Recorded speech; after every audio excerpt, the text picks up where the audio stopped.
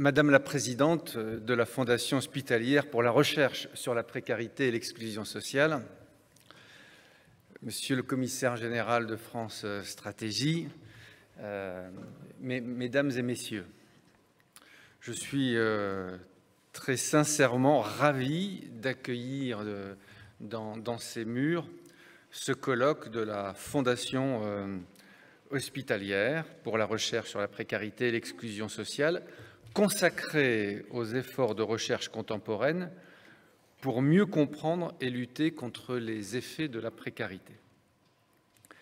Cette précarité, nous le savons, est toujours d'actualité. Notre pays compte quelques 5 millions de personnes pauvres économiquement et le taux de pauvreté ne baisse plus depuis de nombreuses années. Cette pauvreté a un visage, souvent celui de familles monoparentales, et une géographie, souvent celle des grands centres urbains. Elle est même toujours plus laborieuse, puisqu'on compte près d'1 million de travailleurs pauvres.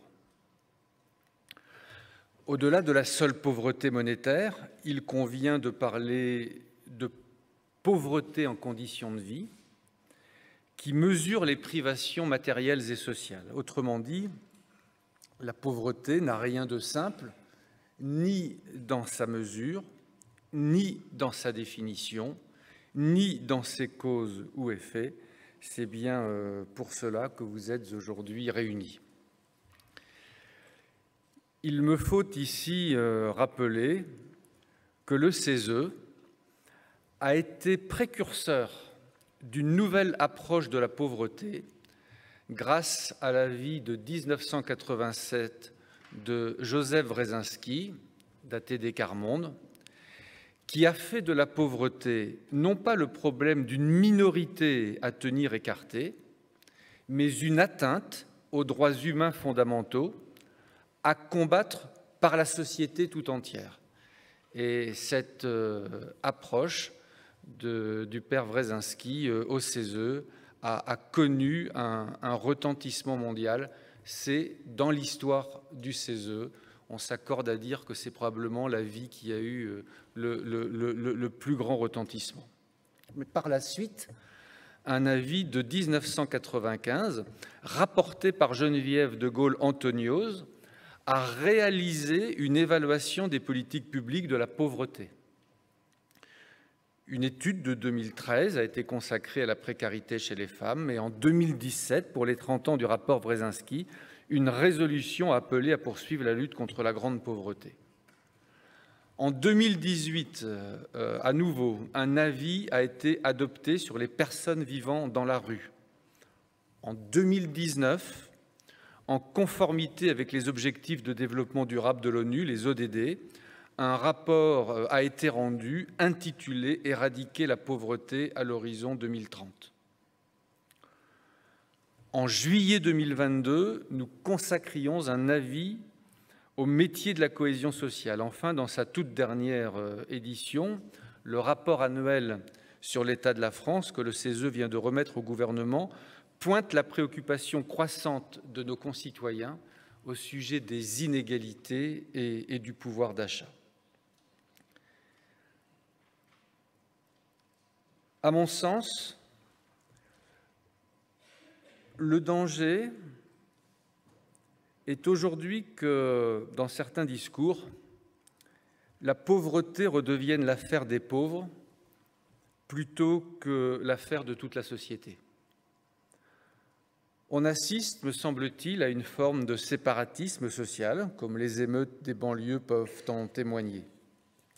Il me semble que nous pouvons être très inquiets des évolutions vers une ségrégation spatiale et économique toujours plus poussée, comme s'il y avait parfois une nouvelle assignation à résidence.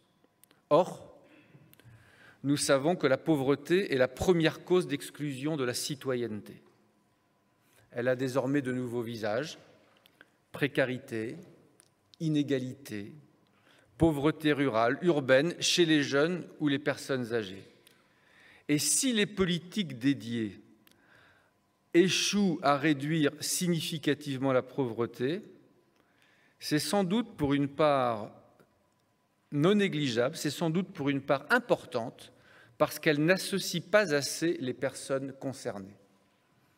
À notre niveau, au CESE, en tant qu'institution en charge des consultations publiques, nous nous efforçons d'associer des panels de citoyens dans la plupart de nos travaux.